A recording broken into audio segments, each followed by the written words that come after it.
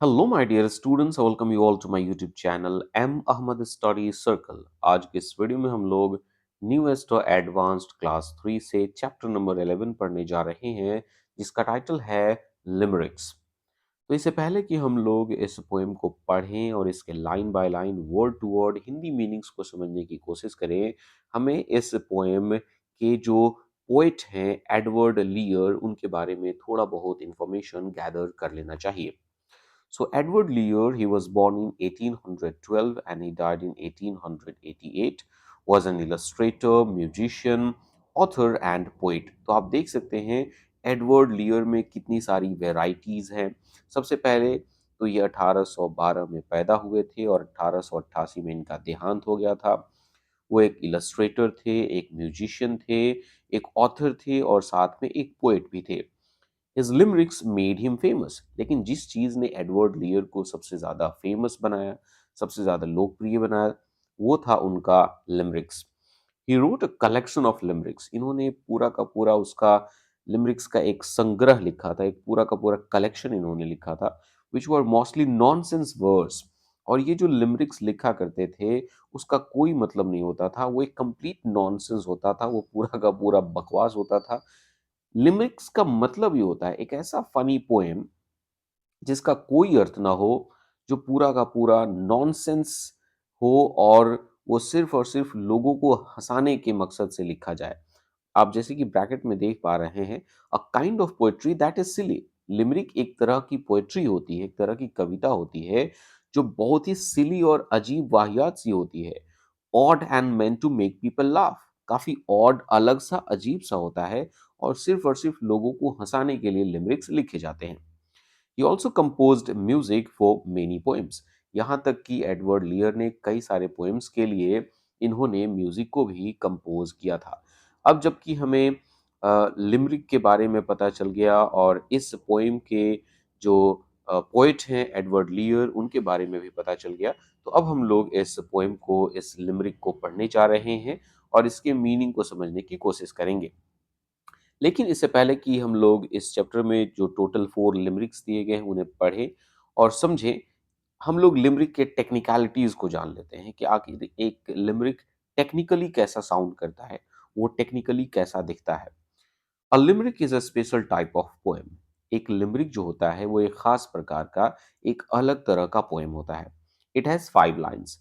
हर एक लिमरिक में total 5 lines होते हैं, 5 पंक्तियां होती हैं। The first, second and fifth lines always rhyme. और इन 5 पंक्तियों में जो पहली, दूसरी और 5वीं पंक्तियां जो होती हैं, उनकी तुकबंदी एक जैसी होती है। And the third and fourth lines always rhyme. और तीसरी और चौथी जो लाइन होती है, उसकी तुकबंदी हमेशा एक जैसी होती है, उसका राइम स्कीम जो है वो हमेशा एक जैसा होता है।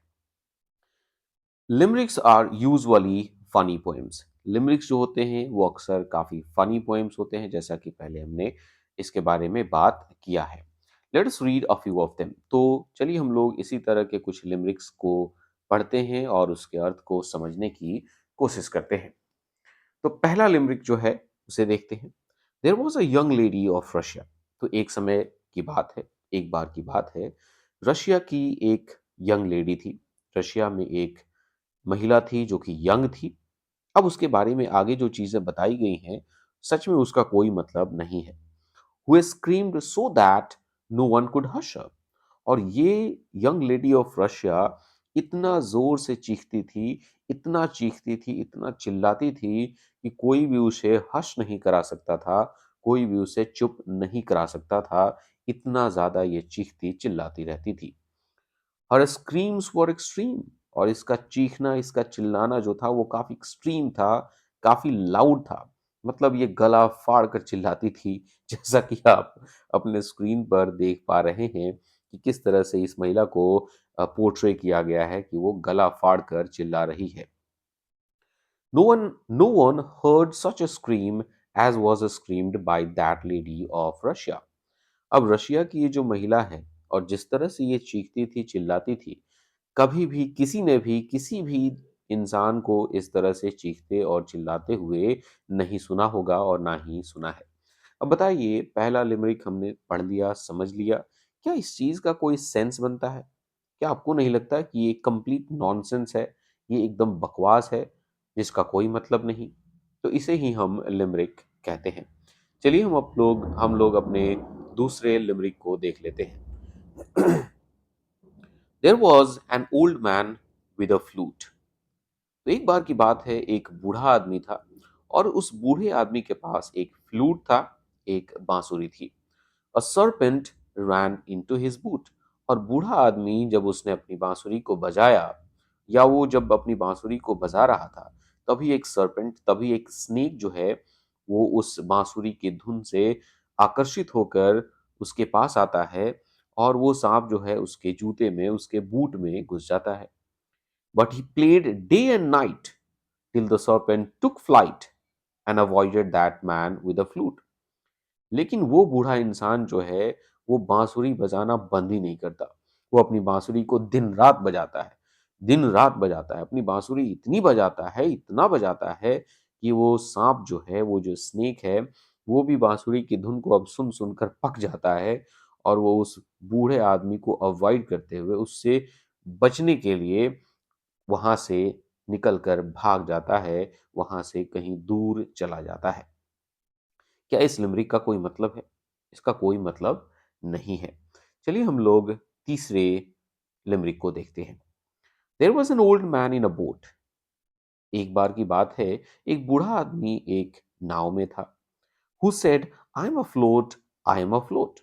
और जब वो नाव में था और पानी के ऊपर जब वो नाव तैर रहा था, तो वो बूढ़ा आदमी कह रहा था कि देखो मैं तैर रहा हूँ, मैं तैर रहा हूँ।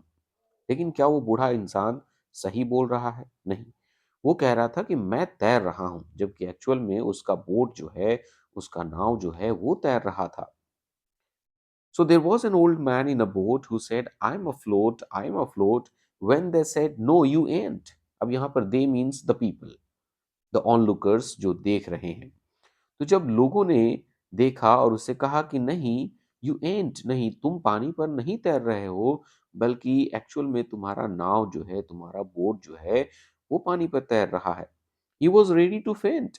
अब इस बात को सुनकर वो बूढ़ा जो है वो काफी परेशान हो जाता है, वो थका हारा हुआ महसूस करता है। कौन?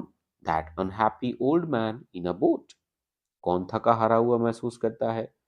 तो वहीं बूढ़ा इंसान जो कि बोट में था और कह रहा था कि वो तैर रहा है, वो तैर रहा है।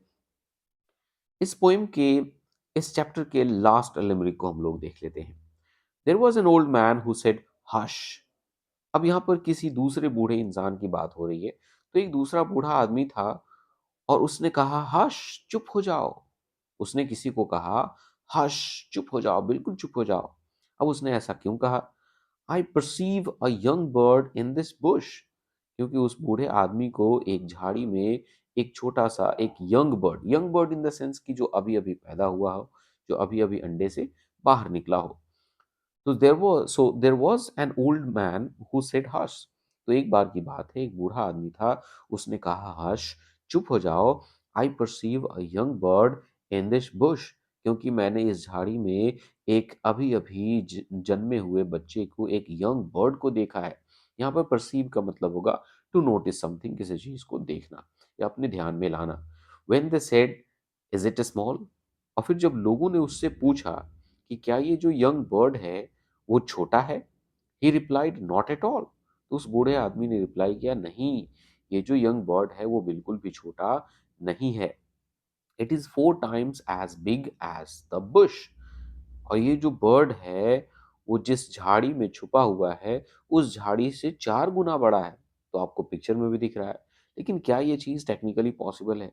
क्या एक ऐसा बर्ड उस झाड़ी में छुप सकता है जिस झाड़ी से वो 4 गुना बड़ा हो?